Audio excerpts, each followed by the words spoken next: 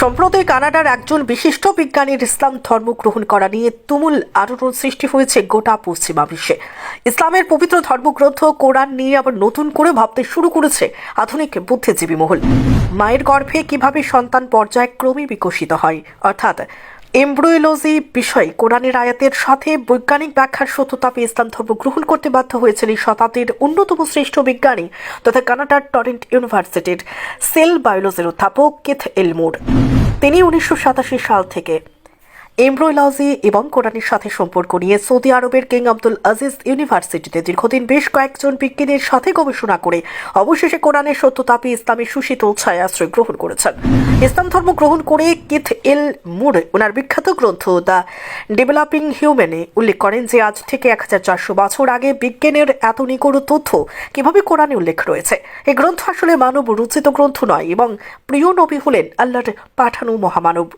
ইসলাম হলো এমন একটি ধর্ম যার ভেতরে প্রতিটি কথা এবং আদেশ মানবজাতের কল্যাণের জন্য নিবেদিত। আজ বিজ্ঞান এত উন্নত হয়েছে কিন্তু 1400 বছর পুরনো কোরআনের একটি ভুল বের করতে পারেনি, বরং কোরআনের সাথে বিজ্ঞানের অদ্ভুত মিল রয়েছে।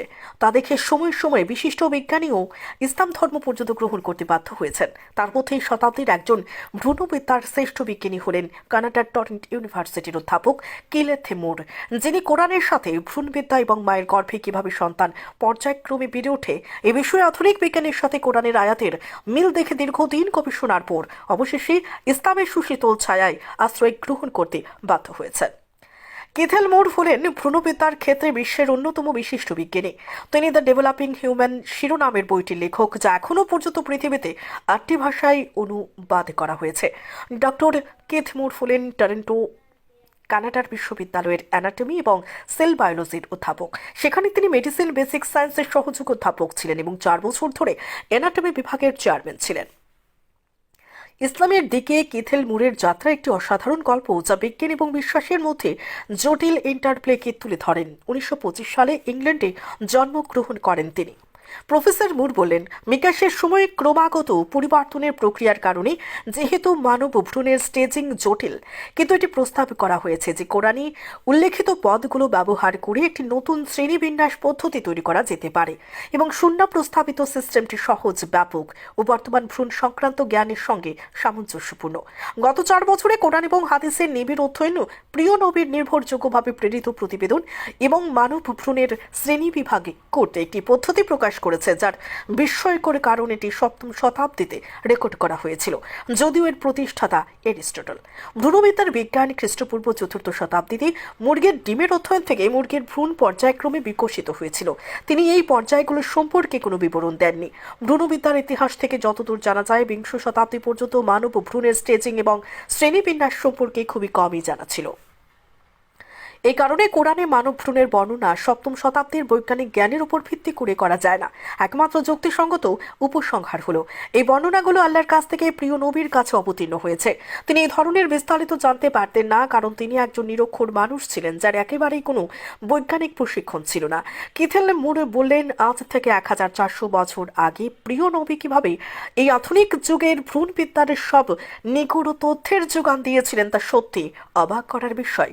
এমন বৈজ্ঞানিক যুক্তিসঙ্গত তথ্য সে সময় কোনো মানুষের জানার কথা নয়। সুতরাং প্রিয় নবী হলেন আল্লাহর প্রেরিত এই পৃথিবীতে শ্রেষ্ঠ মহাপুরুষ। মুরের একাডেমিক যাত্রা তাকে টরেন্টো ইউনিভার্সিটিতে মেডিকেল ডিগ্রি অর্জন করতে পরিচালিত করেছিল। তার চিকিৎসা শিক্ষার সময় তিনি ভ্রূণবিদ্যা, বিশেষ করে মানব বিকাশের প্রাথমিক পর্যায়ে অধ্যয়নের প্রতি গভীর আগ্রহ তৈরি করেছিলেন।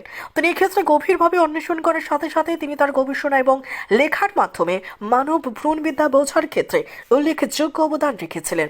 1960-এর দশকে Moore the developing human clinically oriented embryology শিরোনামের একটি যুগান্তকারী পাঠ্যপুস্তক সহলেখক। এই পাঠ্যপুস্তক, যা একাধিক সংস্করণের মধ্য দিয়ে গেছে, ভ্রূণের বিকাশের ব্যাপক অনুসন্ধান এবং মেডিকেল ছাত্র অনুশীলনকারীদের জন্য এক ক্লিনিক্যাল প্রাসঙ্গিকতার জন্য ব্যাপকভাবে প্রশংসিত হয়। মুরের গবেষণা এবং লেখাগুলো তাকে ক্ষেত্রের একজন নেতৃস্থানীয় কর্তৃপক্ষ হিসেবে স্বীকৃতি দিয়েছে। যদিও ভ্রূণবিদ্যায় মুনির অবদান যথেষ্ট ছিল, তার জীবন একটি অপ্রত্যাশিত মোড় নেয় যখন তিনি কোরআনের মুখোমুখি হন।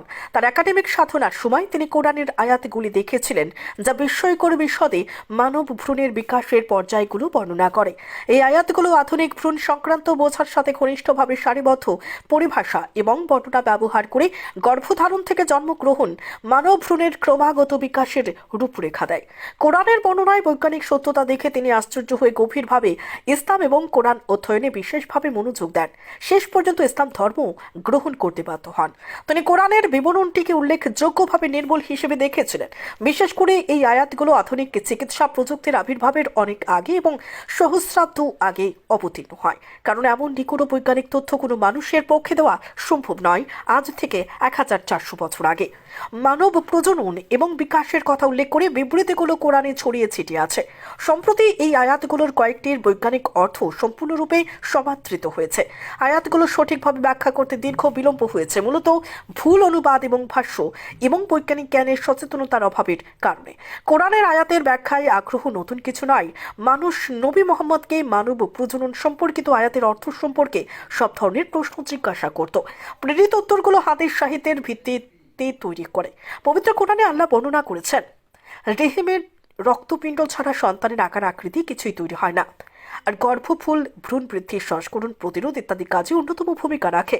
গর্ভফুল মায়ের শরীর থেকে রক্তের মাধ্যমে নানা পুষ্টি ভ্রূণের দেহে বহন করে। খুব ধীর গতিতে রেচন পদার্থ মায়ের দেহের মাধ্যমে বেরিয়ে যায়। গর্ভফুলের সাহায্যে ভ্রূণ অক্সিজেন গ্রহণ এবং কার্বন ডাই অক্সাইড ত্যাগ করে মায়ের ফুসফুসের মাধ্যমে জীবাণু থেকে ভ্রূণকে রক্ষা করে। এছাড়া ভ্রূণটি ঠিকমতো জরায়ুতে আটকে রাখা, পুষ্টি সঞ্চয়ের সম্পর্ক রক্ষা, হরমোন সৃষ্টি ইত্যাদি কাজে বিশেষ ভূমিকা রাখে।